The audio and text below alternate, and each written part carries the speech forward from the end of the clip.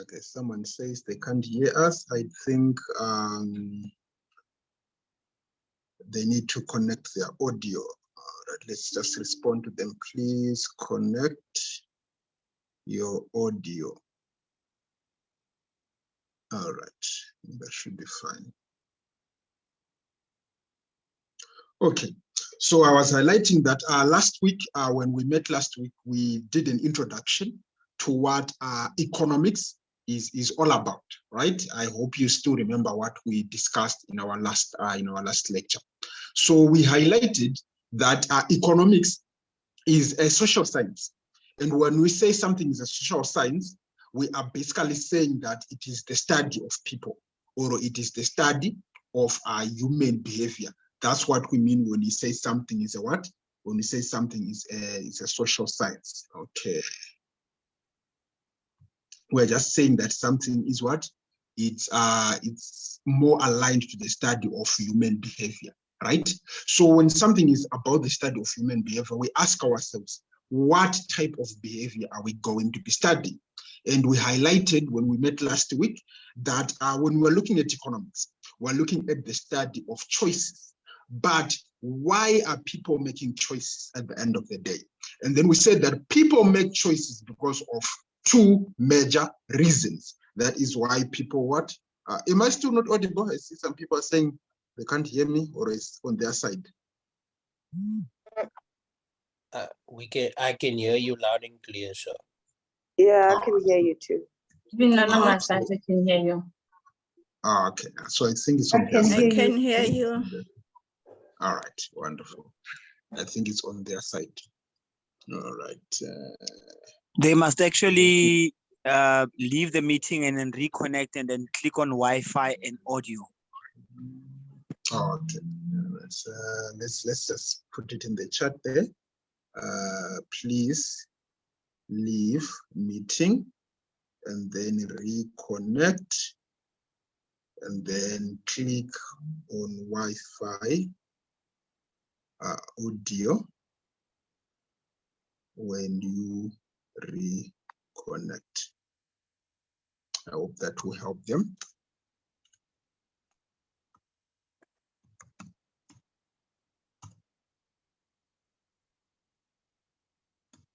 All right. All right. So like I was saying, when we introduced the topic last week, right? I introduced the aspect of that people have to make choices. So we are studying the choices that people are making. But the reason why people are making choices, the reason why economic agents are making choices is because of two specific things. On one end, we have what we call limited resources or scarce resources, which means that there is a cap to the resources that are available at the end of the day. There is a cap to the resources that are available. Then on the other end, we said that there is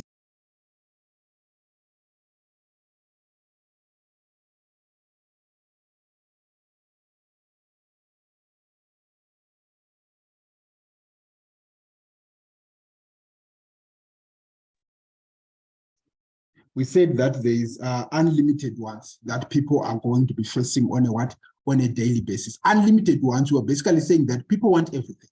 That's what we're basically saying. We're saying people want everything. They want quite a lot of different goods and services, right? But although they want everything, although they want all of these different goods and services, we notice that they cannot get them because the resources are limited in nature. And therefore, economics therefore studies what type of choices people are going to make at the end of the day, given the limitations of their resources and the lack of limitations of the ones that they want, that they particularly need at the end of the day. So that's what economics is all about. And in our introduction to economics, we talked about a lot of different terms and whatnot, where we differentiated macroeconomics and microeconomics. We talked about positive economics and normative economics. And we highlighted some of the issues whereby we talked about what are economic goods, what are free goods, what are consumer goods, what are public goods. And we even went deeper to talk about what actually is land, what actually is labor, what actually is entrepreneurship skills, i.e. talking about the different resources that people face at at the end of the day, right? And then after we had done that introduction, we then talked about the three economic problems, right? The three economic questions of what to produce, how to produce, and for whom to produce. And I highlighted that this is a typical exam question. This always comes, whether in your assignment or any exam, it always comes asking you to elaborate which one is it in terms of the questions. So what to produce, we highlighted, is about choosing the different goods that or services that an organization can produce at the end of the day. How to produce, we highlighted that that's about the allocation of resources.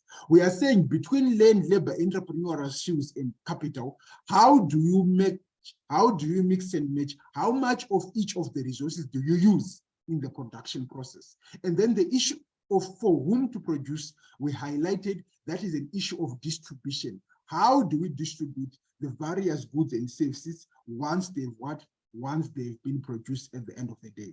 And I highlighted that in order to answer these three economic questions, you are going to see three types of economies. You are going to see a command economy, you're going to see a market economy, and you're going to see a mixed economy. The traditional economy, it no longer exists in our current global environment. But you're going to see the command economy. We gave the example of Cuba. We gave the example of North Korea as command economies. You're going to see the market economy. We gave the example of the US, and we also gave the example of Australia as a market economy. Then the mixed economy, we gave the example of South Africa as a particular mixed economy. So this is where we ended last week when we're talking about what? About these the answering of these three economic questions. So I would urge you, if you did not visit us last week, please go through the video. It will go into depth about what we're talking about. Now for this week, like I highlighted last week, we want to talk about the production possibility curve. Now for the guys that are joining me from the first year class, this is in your study module. It's very straightforward. The production possibility curve or production possibility frontier.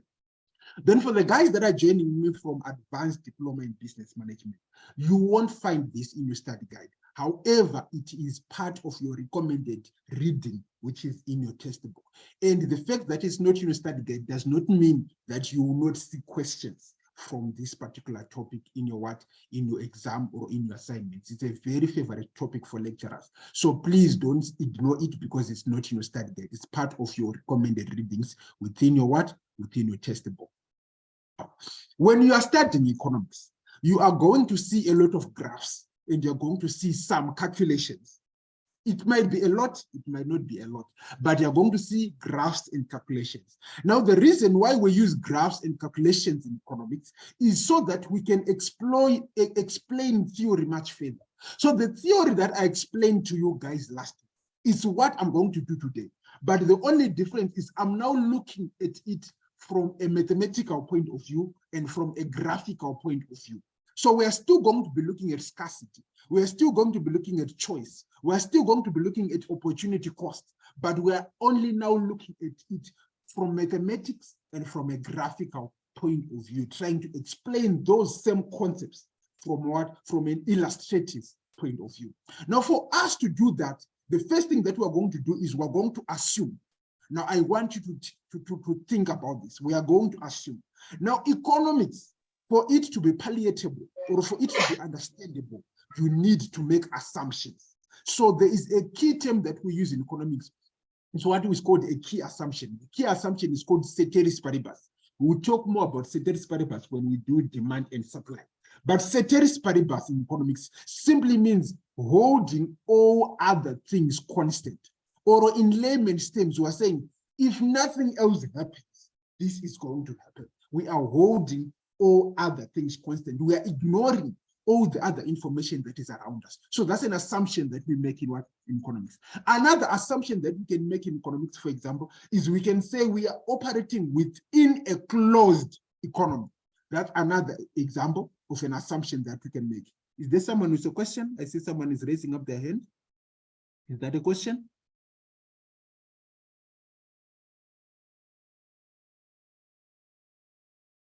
Is that a question? Okay, I assume it's not a question. Okay, so another assumption that we make is we operate in a closed economy.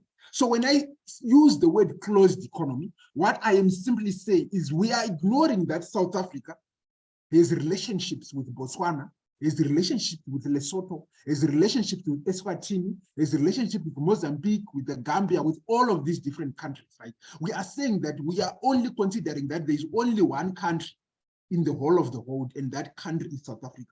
Because the moment we start talking about all these other countries, it will not make sense what we want to discuss about in terms of the theory. So if I assume ceteris paribus, I'm assuming we're ignoring all different things. If I assume a closed economy, I'm assuming that there is no other country, there is only South Africa, right?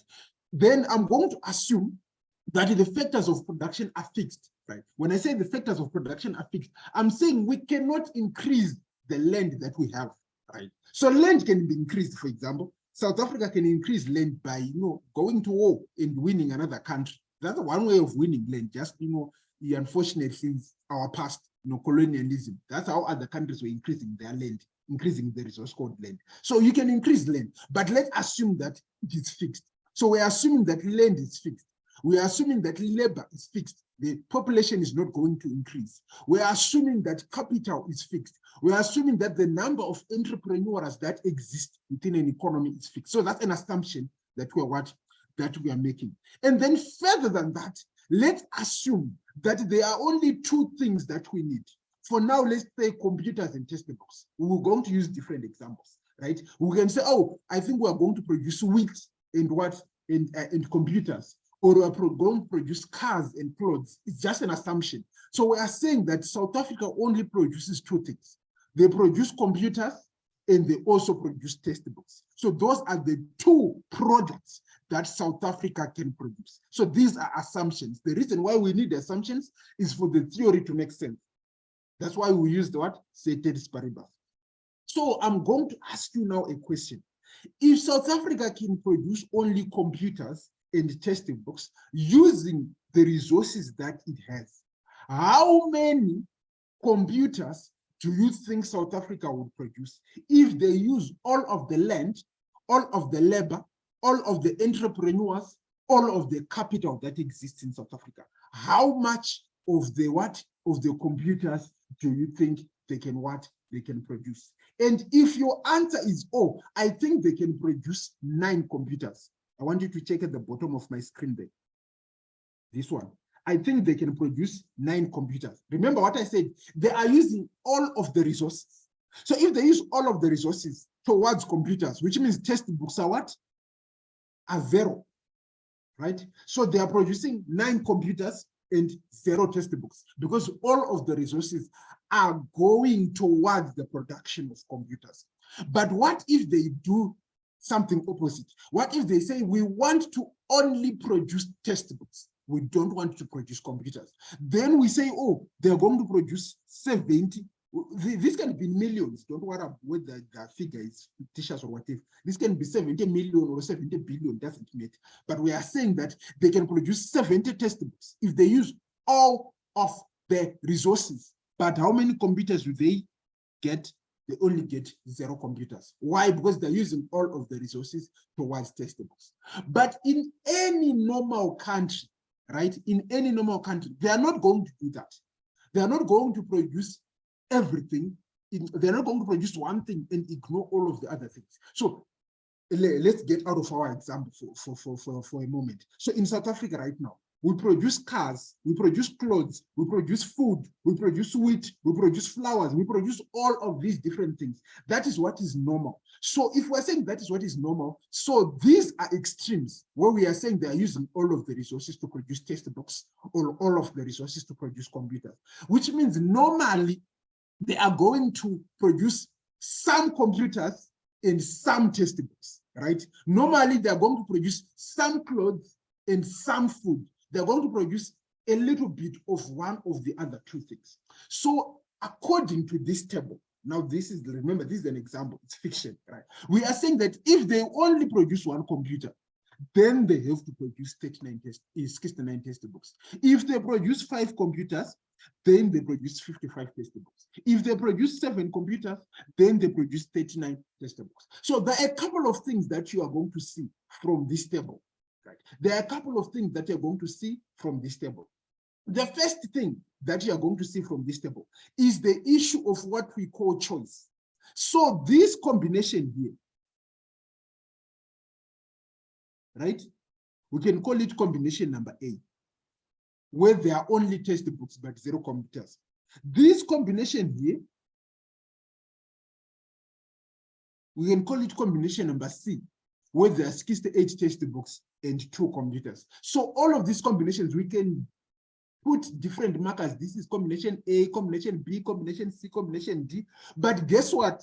All of these things are available. This is a choice that they have to make. They can choose to produce combination A and only have textbooks only. They can choose to produce combination what? Combination B and have less textbooks but more computers. They can choose to produce combination F over here and have 0 textbooks but many computers at the end of the day. So it's a choice that they can make at the end of the day. It's a choice that they can make. But I also want you to think about something that I said in the beginning. Remember, I said if they use all of their resources, they only get 70 textbooks. Why did I not say they get 100 textbooks? Or why did I not say they get 1 million textbooks or 100 million textbooks? Why did I specifically say 70? Because resources are finite. You can only produce a fixed number of things. It's, for example, let's say that you have got 100 kgs of oranges with you.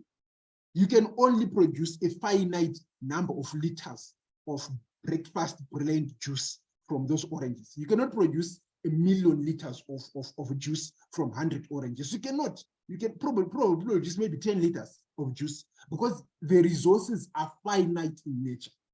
So we are saying these combinations represent the different combinations that are going to be produced if all of the resources in the economy are used. I hope you understood that. That is the definition of this graph here, which is called the what? The production possibility curve.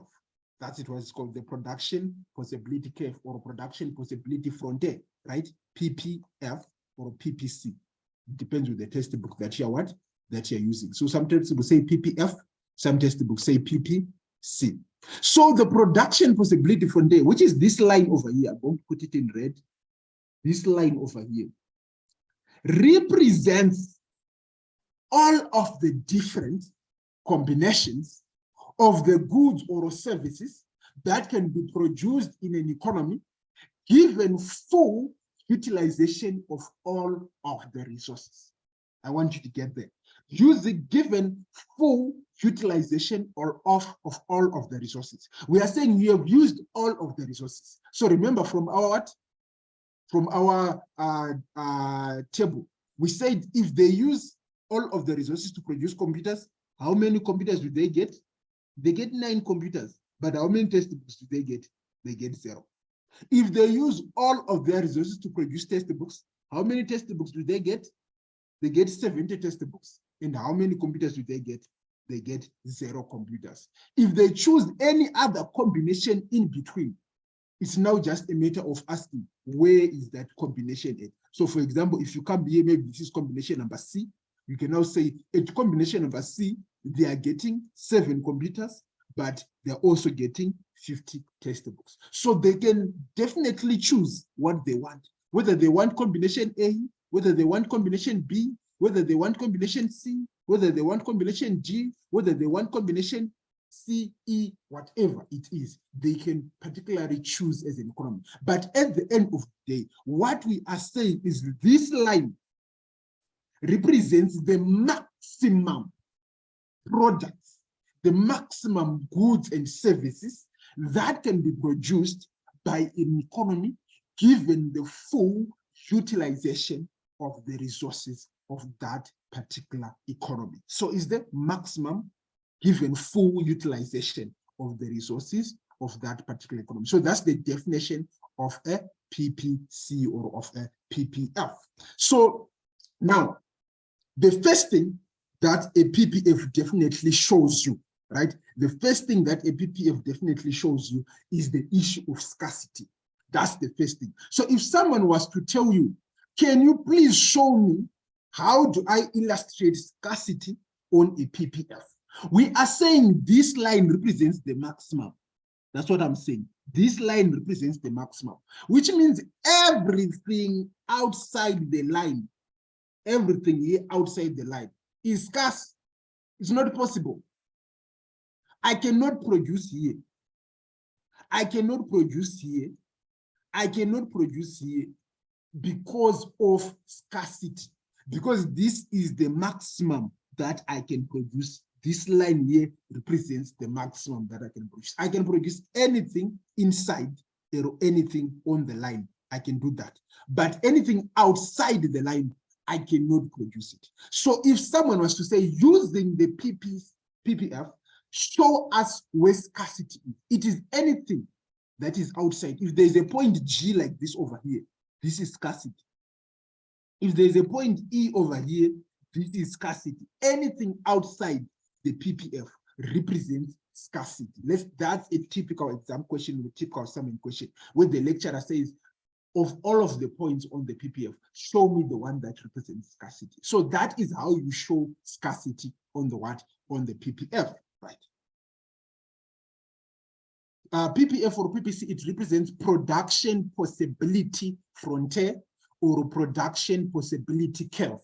Production possibility frontier or production possibility curve. That's what it represents. I see someone was asking, what does PPC or PPF mean?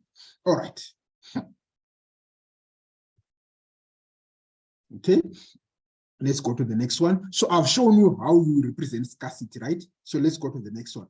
Then someone says, how do you represent choice? So we've talked about scarcity from our definition. Then someone says, how do you represent choice on the production possibility curve?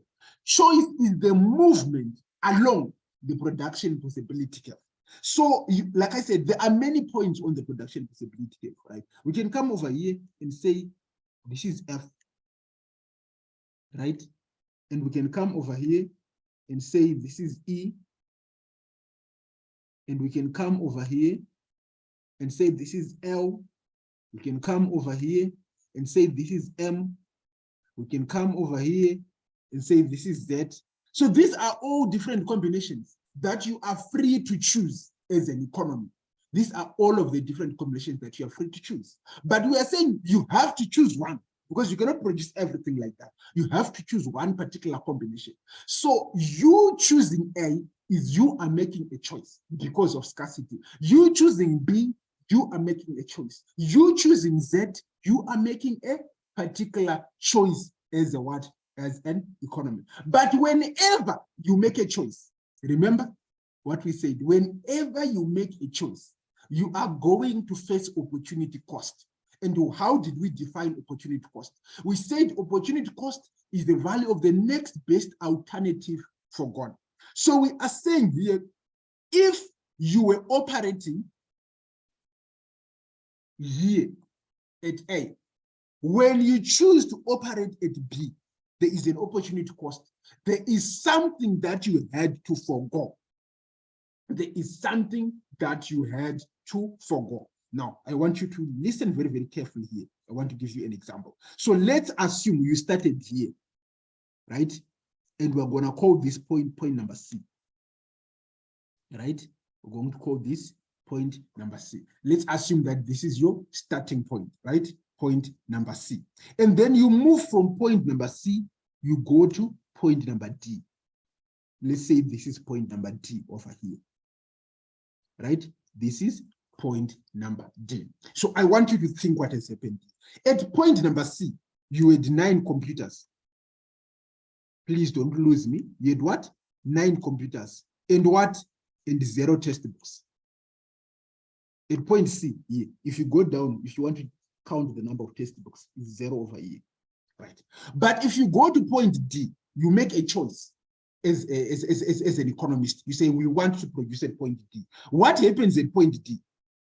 Let's check how many computers do we have at point D. We've got 8 computers, right? And how many textbooks do we now have at point D? If we go down, we've got 30 textbooks. So my question to you is, in order for us to, remember we had 0 textbooks and 9 computers. Now we've got 30 textbooks and 8 computers. So in order for us to get 30 textbooks, what did we sacrifice? I'm giving you guys this question. What did you sacrifice in order for us to get 30 textbooks?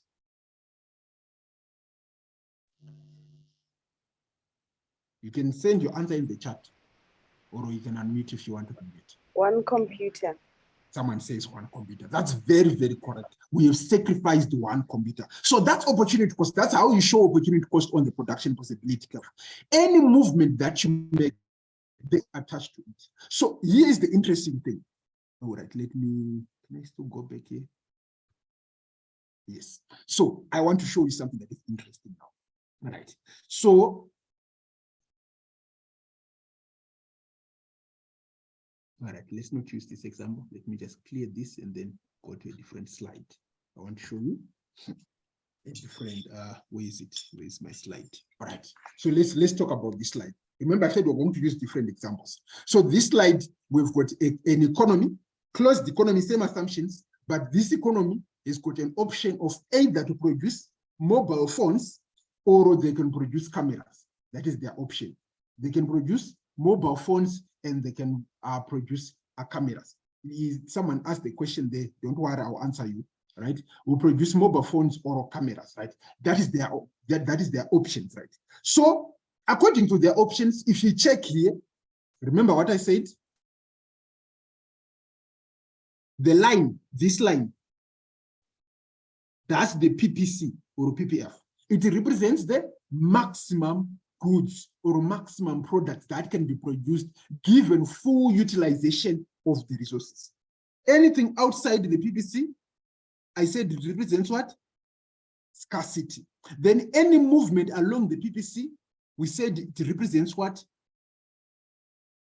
Choices that are being what? That are being made by these individuals, right? So we are saying here, we had this here, right? Combination number A. And then we moved to combination number B, right? We had combination number A, we moved to combination number B.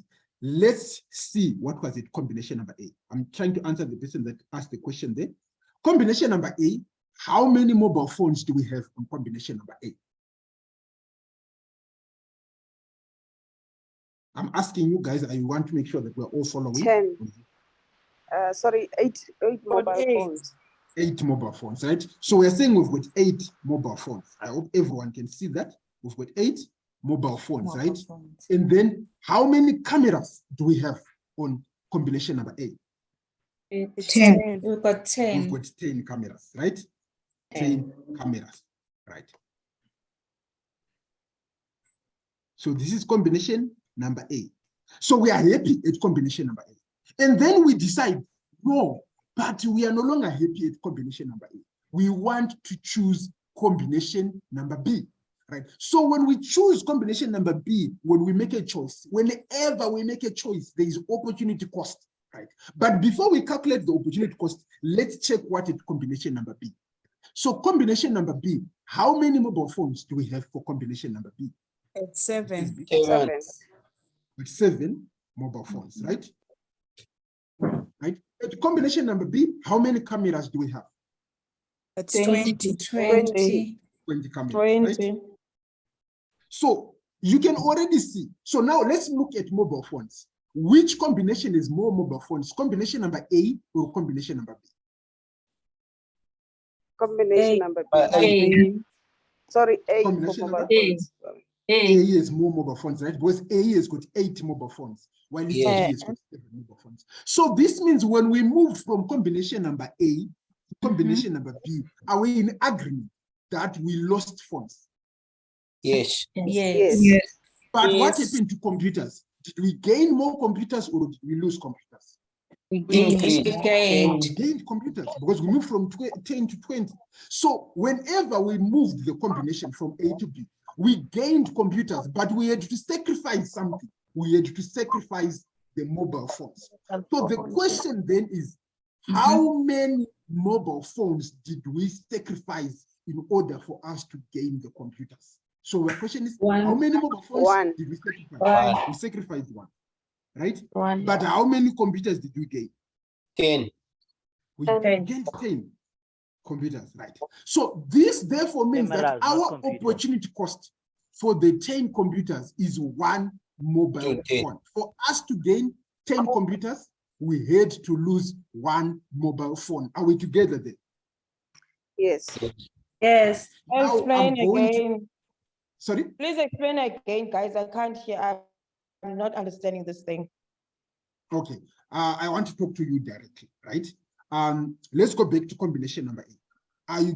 Are you seeing where we are at combination number A? How many phones we have? Hello? I think she's lost because you keep saying computers and it's written cameras there. Oh, sorry, cameras. That's fine. That's fine. Is she still there? Hello? Yes, I'm still here, James. I'm still Yes, here. I was saying, Please are we explain, together? guys. How many still mobile here. phones do we have? At combination A, 8. we have 8 mobile phones, right? How about at combination 8. B? At Combination B? 8 is 8. Yes. How about combination B? Combination 3 is 7. Yes. 7. So have we gained or lost mobile phones? Okay. Okay. You see, we've No, lost okay, mobile now I phones. get it. Okay, Right, wonderful. yeah. If you get it now, that's fine. Then I don't need to continue that one. All right, so that's fine. Okay. So I want Thanks, now to guys. make this more complicated. I want to make it more complicated, right? Because this is what you're going to see now in an exam situation, right? So we are saying here, we said what? You lost one what? One mobile phone and gained what?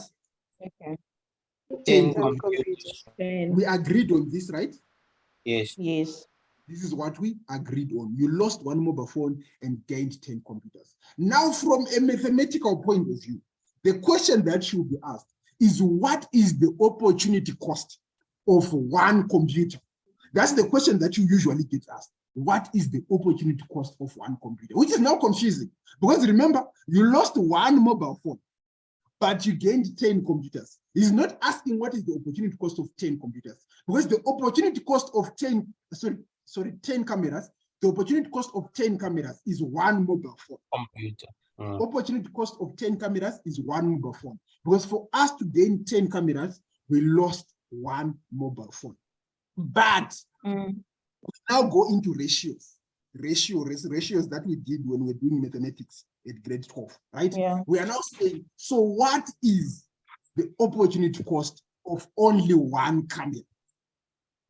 And that becomes, it's now mathematics, 1/10. And it becomes the opportunity cost of one camera is going to be equal to 0.1 mobile phones. Don't even if you don't get it, ignore whatever we did. If you don't get the last part, ignore. I'm just saying this is where the typical exam questions comes in. We are going to do exam practice questions, and we are going to explore all of the different calculations that you need to do. But I need you to understand that you are not always going to get the answer from saying 10 cameras we gained and we lost one. Because the question usually that comes is, what is the opportunity cost, not of 10 cameras, but of only one camera, which means you need to do division, because you need to calculate the fractional opportunity cost at the end of the day, which makes it slightly more complicated mathematically. But don't worry, like I said, even if you don't get it, we're going to do exam questions, practice exam questions. I'm going to show you how to do the calculations for each of the different examples. All right, so that's opportunity cost. That's how you show opportunity cost on a production possibility test. So we can do another one. So we are now saying we are at B and we want to go to C. We're at B and we want to go to C. So we ask ourselves, what is it combination number B? We've got our mobile phones and we've got our cameras. So 7 mobile phones. So we've got 7 mobile phones at B, and how many cameras? 20. 20, right? And then we've chosen combination number C. We've moved to combination number C. How many mobile phones do we now have? You have 3. 3. 3. And how many cameras do we now have? We have 30. 30. 30. Right. So again, the question is, how many mobile phones did we lose? From 7 to 3? 4. That's what? 4. 4. Right? So we're saying we've lost 4. Right? And how many cameras did we gain? 10. We've 10. gained what? 10. 10. So I want you to see something that is interesting there. I want you to see something that is interesting there. So we are saying now, remember what we said first? We said that the opportunity cost of 10 cameras was 1 mobile phone when we moved from A to B. Do you still agree with that? That's what we said, right? We said the opportunity cost from going from A to B. We said 10 cameras gave us we only lost 1, right? Mobile phone. But do you see now that is different? Still, it's 10 cameras, but now we are losing 4. Do you see that difference? Yes. At first, we lost only 1. Now we are losing 4, but still, it's just 10 cameras that we are gaining at the end of the day. So opportunity cost increases as you go down the production possibility curve. If we were to go further down, it would actually increase from 4 to something else. So you will notice that on the production possibility curve, as long as it has got a curve, this little curve that you see over here, it's called increasing opportunity cost. So you are going to see an exam question or an assignment question which tells you, gives you a graph like this and says, what does this graph represent? And A will be increasing opportunity cost, B will be constant opportunity cost, C will be decreasing opportunity cost, D will be whatever it is that is happening. The answer will be increasing opportunity cost. Why? Because as you go down the production possibility curve, the opportunity cost will increase. Right. I hope that's clear. So now let me show you constant opportunity cost. So if I do like this, and I show you a straight line, it's no longer a curve. Remember, this is a curve. This is a bell-shaped curve. This is now a straight line. So if I show you a straight line, that is called constant opportunity cost. If I show you something like this, you see that is different. It's almost what you call it, it's convex. It's bound to the origin. This is now decreasing opportunity cost. So this is increasing opportunity cost. This is constant opportunity cost. This is decreasing opportunity cost. Those are the 3 types of graphs. The normal one is the increasing opportunity cost because opportunity cost increase as you go down the production possibility curve. Now there is a particular reason why opportunity costs increase as you go down the production possibility curve. I will discuss about it, but there is a particular reason why that happens in particular. Now, the reason is what we call factor mobility. Again, another typical exam question or assignment question that you're going to see, where you're going to be asked by your lecturer, why is the opportunity cost increasing on the production possibility curve? And your answer is going to be factor mobility, right? When I say factor mobility, we are saying that the factors of production cannot easily be moved, right? Let me give you an example. Let's assume that you've got 2 products. You can either produce fish or you can produce wheat, right? Those are your 2 products. You can produce fish or you can produce wheat, right? I hope we are together there. So for you to produce fish, what do you need? You're going to need water for you to produce. You're going to need lakes in your country for you to be producing fish. And then you're going to need boats, you're going to need labor, you're going to need capital and whatnot. But you're going to need what? Water. You're going to need a lot of lakes. But what about wheat? What do you need to produce wheat? You're going to need land to produce what? To produce wheat. So if your economy starts off producing wheat, let's say you're South Africa, you're producing wheat. You don't have a lot of lakes, so you're producing wheat, right? You will be very, very productive in the production of wheat. But if you change and you say, we want now to produce what? To produce fish, guess what happens? The first 10,000 tons of fish that you produce is going to be easy because you have a couple of lakes in South Africa.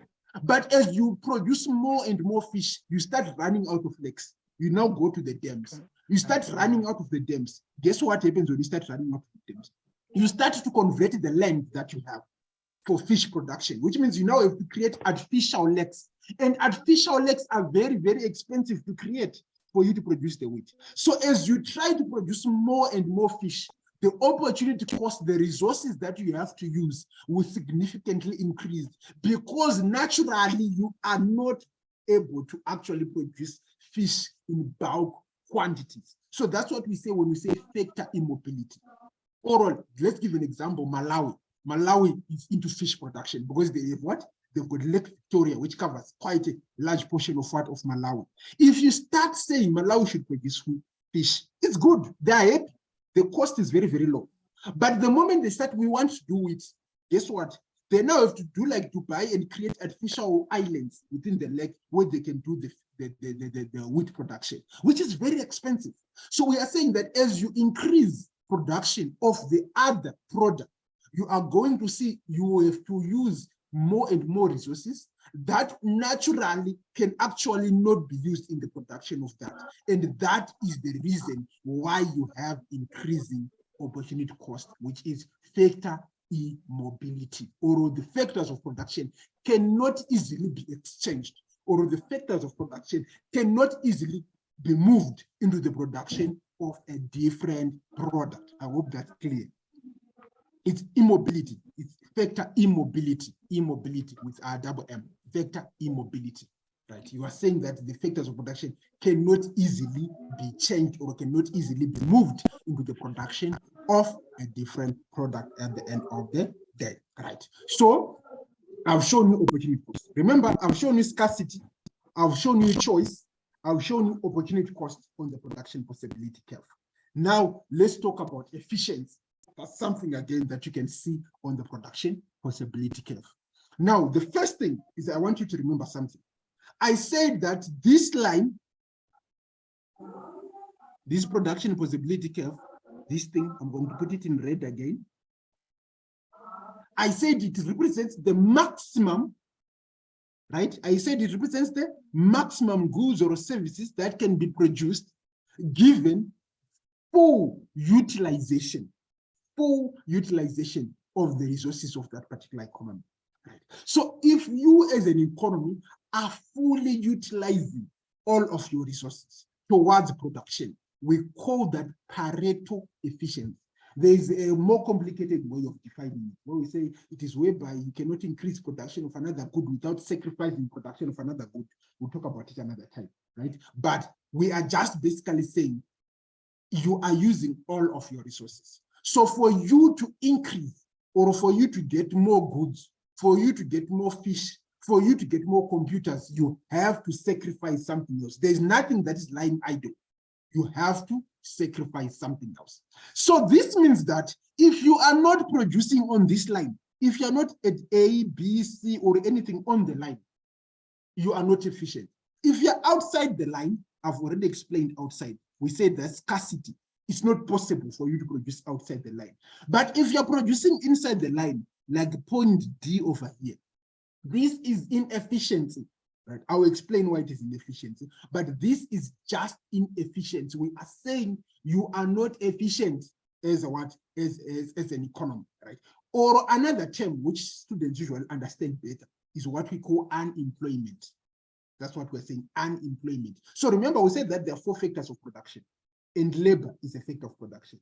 So if we as South Africans, we say that there are 45 million people in South Africa that can be employed, and 5 million of them don't have jobs, we are not efficient as an economy.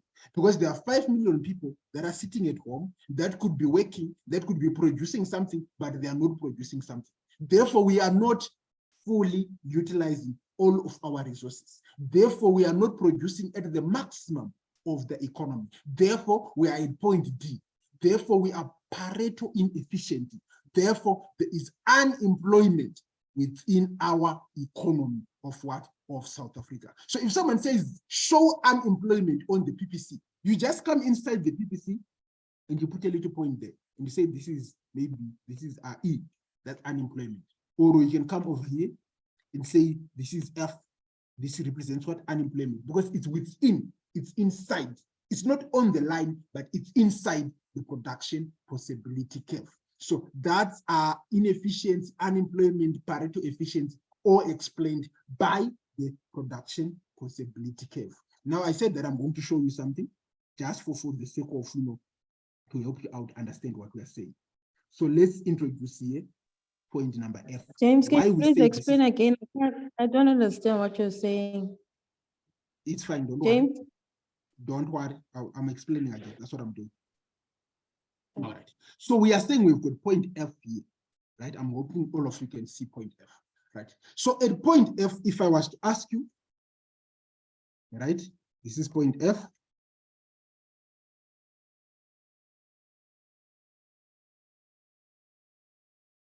Right? So we're gonna have point F here, right? And then remember, we've got two things that we are producing. We are producing goods, which is G here, and we're producing services, which is S here. So at point F, how many goods are we producing? 20, 30, 22. 22. Right? And then how many services are we producing? 8. Producing 8, right? So let's say that, remember, choice, we are making a choice. Let's say that we've decided to choose point A, and we're saying, we don't want to produce at point F. Let's change to point number A, right? So remember, we are moving from point F to point A. Remember, we want to calculate opportunity cost. We want to calculate what we've sacrificed, right? So at point A, how many goods are we producing? At point A, this is point A. Still 22. So 22, right? And then how many services are we now producing? 21. So 21 minus 8, that gives us what? 18, right? 21. Minus 8. That's 13, right? Yeah. Yes. So are we together that we have gained 13 services from 8 to 21? Yes. Are we together then? But Yes. what did we sacrifice? Did we sacrifice anything? No. No. Yes. So if you ever find yourself in a situation whereby you can actually move from one choice to another without sacrificing anything, that is inefficiency. It means where you are coming from is an inefficient point. So that is why we actually say it's inefficient, because it means that there were some resources that were not being used within that particular economy, right? Because we are saying that if we move from point F to point A, nothing has been sacrificed, but we've gained something, but nothing has been sacrificed. So whenever there is no opportunity cost, whenever you get an opportunity cost of 0, we are saying wherever you are coming from was inefficient. So that is why we say that point is inefficient, or that there was unemployment with some resources that were not being what? That were not being used. So to reiterate what we just discussed.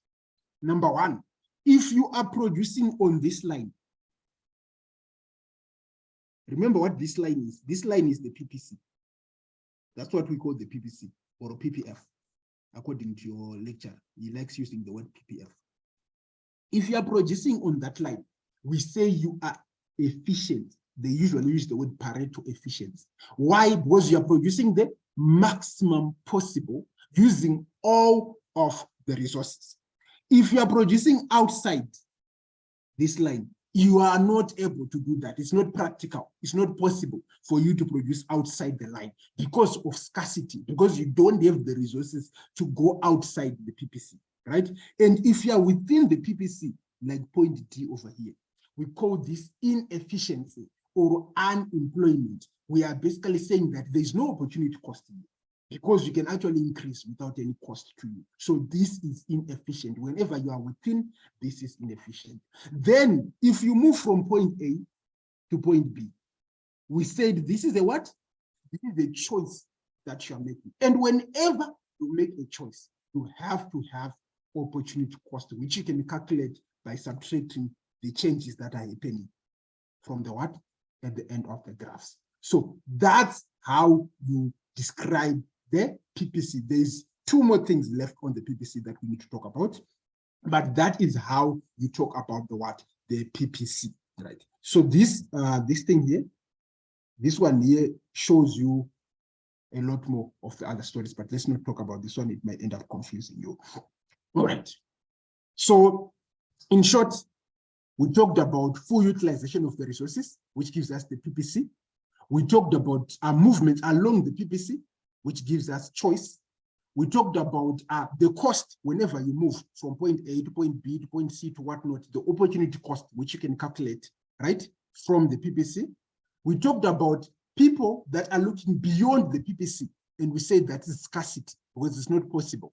And we said if you are producing within the PPC, that is inefficiency or unemployment of resources. And then we said whenever you have a PPC that is bell-shaped, right, we said that is increasing opportunity cost. If it is a straight line, we said that is constant opportunity cost. And if it is convex, we said that is decreasing opportunity cost, right? Now let's go to our next point on the production possibility curve. Now, remember what I said. Production possibility curve is limited by the resources.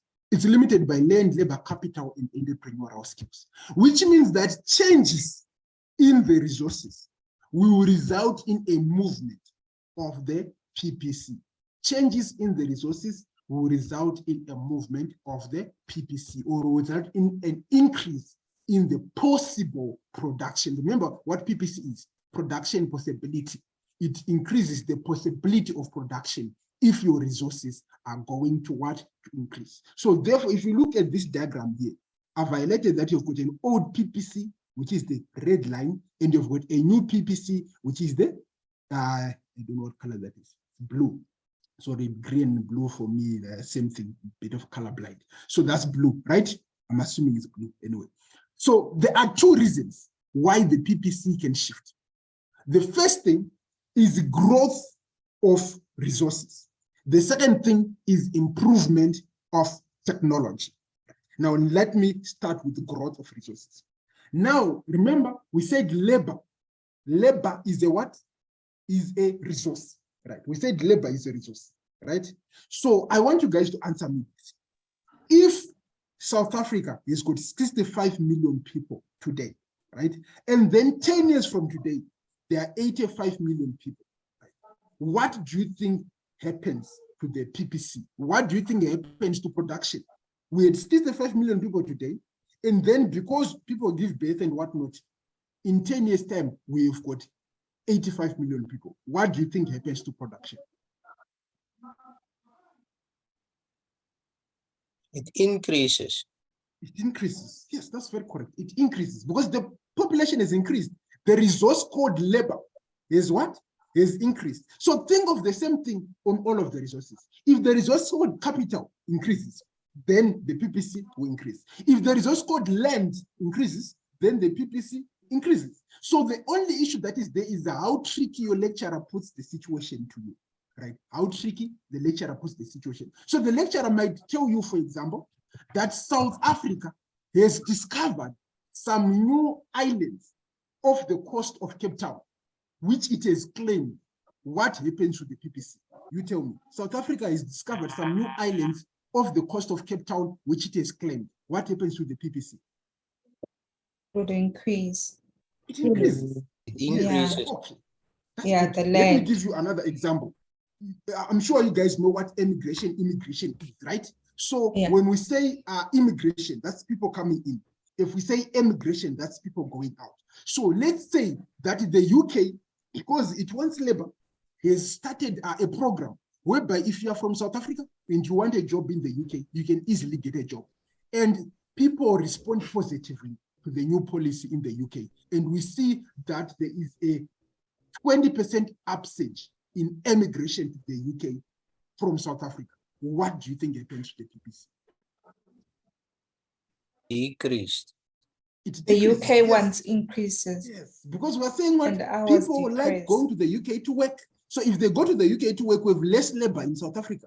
Therefore, our PPC goes down. It shifts downwards. It goes down. There's a decrease in production within the what? Within the particular nation. So resources, that's what we're saying. Resources can either go up or resources can go down at the end of the day. So that's number one. Number two, improvement in technology, right? So let me give an example. Let's talk about I'm now hungry now.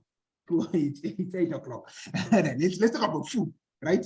So Debonairs produces pizza, right? So they have this oven that they use to produce pizza, right? And that oven, it produces one pizza every 15 minutes. Right? That's the technology that Debonairs has.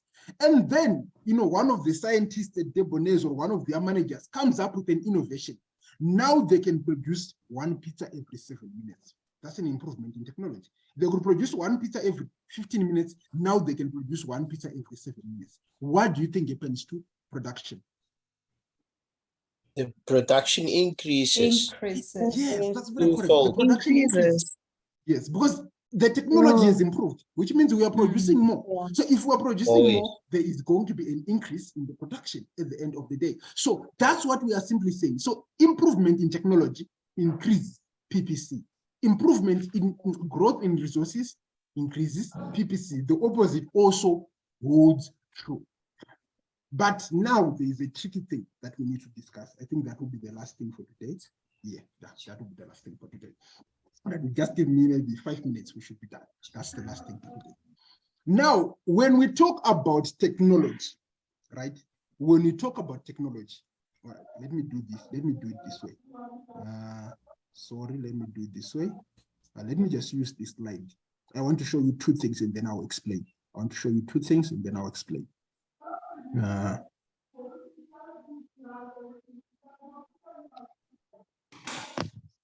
I'm going to draw two PPCs and then I'm going to explain something. So the red one is the original PPC and then the green one is the new PPC.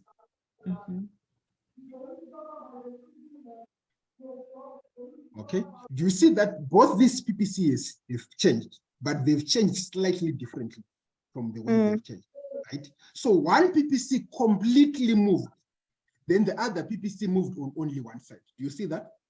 Yeah. All right, fine. If you can see that, then we can come back now to my explanation of what I want to talk about. Okay. So there is what we call a complete movement in the PPC, but there's also what we call a swivel, or a shift on only one product. So for example, if you're looking at this, there's apples, and then there's cell phones. And you can see over here that if you look at the first graph, you can see it only shifted on the cell phone side. And if you look at the second graph, you can see it only shifted on the Apple side. So usually when you look at changes in technology, we're looking at efficient utilization of technologies or improvements in the issues of technology. Sometimes technology cannot affect the whole country. It can affect one specific industry. So if technology affects one specific industry, the PPC is not going to move completely the whole PPC, but it can only move probably on only the side of the industry which has been affected, which means that if the technology, let me call this graph A and graph B so that you understand what I want to say. So this is A, so this is B. So if the technology that has improved is agriculture technology, you are going to end up with B only. Why? Because agriculture technology will improve the production of apples, but will not affect cell phones. But if the technology that has improved is maybe ICT technology, production of chips and whatnot, you're going to see it's the cell phone industry that is going to be positively affected. So that's also something that you need to take into consideration. So this becomes the end of my lecture today. When we meet next week, we are going to be talking about the secular flow of income. Then after the secular flow of income, we are going to be doing a quiz together. We're going to be doing a past exam papers together. But I'm going to give you guys an opportunity, maximum 10 minutes. If there are any questions on what we have talked about today that you need to ask, that you say, look, I can't really go without asking this question, I don't understand anything. Are there any particular questions that you have? Any particular questions that you have for me on what we talked about today? Okay, let me see on the chat. Maybe. Okay, are you going to share the slides with everyone? Yes, I'm going to share the slides with everyone. Don't worry. The slides of what we've done, yes, I'm going to share. I have more slides, but like I said, remember, if you want to continue with us in March, you have to make a payment. Of course, you will get all of the slides up until the end. But yes, for this one, for what we've covered, I am going to share the slides of what we've covered in the main group so that everyone can have them. You can have access to the video and access to the slides. All right. Someone says, can you please share last week and this week's slides? That's fine. When I say they are the same slides, I'll send them through. And then someone, this is my first lesson. Please also share first lesson from last week. So if you don't have access to the first lesson, you can check in the WhatsApp group or you can message me on WhatsApp. That's my number there. Or let me show you again my number in case you don't have it. You can easily just send me a WhatsApp. If you don't have access to the WhatsApp groups, I'll add you to the WhatsApp groups so that you can just get it from the WhatsApp groups. But that's my number at the bottom there, the one that says James at the bottom. That's my number, 071-3000-634. That's my number. You can send me a message, I'll respond. If I don't respond to you immediately, it just means I'm a bit tied up. I'll respond to you when I get to you. Okay, and then is there another question? What unit is this? We are looking at unit number 1 and 2. That's what we are currently focusing on. We're just introducing what microeconomics is all about. So we talked about what economics is all about. We talked about the differences between macro and microeconomics. We talked about the 3 economic questions. We talked about the different definitions of economic terms. And then we talked about the production possibility curve. So that's what we next week on we meet, we talk about circular flow of income. Circular flow of income. But please take note, guys. I'm assuming next week will be my last free lecture, if I'm not mistaken. Yeah, I'm assuming next week, 20 February, will be my last free lecture. For those of you that are really interested in continuing the classes, that see a benefit in the classes, make sure that by the end of February, you have made your payments, because starting 27 February going forward, I will only be taking the students that have paid for the classes. But I'll still be in your WhatsApp groups. If you need the help and whatnot, always feel free to give me a call or to give me a WhatsApp. I will see however I can assist you. Then just a reminder, on Thursday, there's analytical techniques. And then on this coming Saturday, we should be having business mathematics. Last Saturday, we had introduction to business management, but this coming Saturday, we are going to be having business mathematics. We're going to be having business mathematics. Then I think there's another class that I scheduled for tomorrow. I forgot what it is. Informatics. I think it's informatics for the guys that are doing IT. I think it's informatics that is scheduled for tomorrow. Unfortunately, I'm not an IT guy. I'm not the one who's going to be taking you for informatics, but one of my close friends who's into IT, did a degree in IT, will be taking you for informatics for the people that are doing informatics. I hope everyone is answered. I don't think there's any more questions here. Someone saying, how much is the payment? Question. Okay, so in terms of the payment, for the guys that are doing the first years, it's 800 Rand, including your assignments. And then for the guys that are doing advanced diploma in business management, it's 750 for the guys that are doing advanced diploma in business management. But check the WhatsApp groups. I usually send all of the details there. Or just take WhatsApp me. I can give you all the information on my WhatsApp. But for ADBM, for advanced diploma, it's 750. There's a reason why it's 750, because one of your assignments, you will need to actually physically write it yourself. We'll teach you how to do it, but you will need to physically write it yourself. But for the first years, everything is taken care of within the 800, except the exam. We'll just teach you how to do the exam, but the assignments you won't need to worry. But if you're still confused, you can give me a call or a WhatsApp. I will explain. 800 per module, 800 Yeah, it's per per module. semester. Yes, it's per module. It's per module per semester. It's per module per semester. Yes. Okay. I can't quite hear you. You are muffled. Can you hear me now?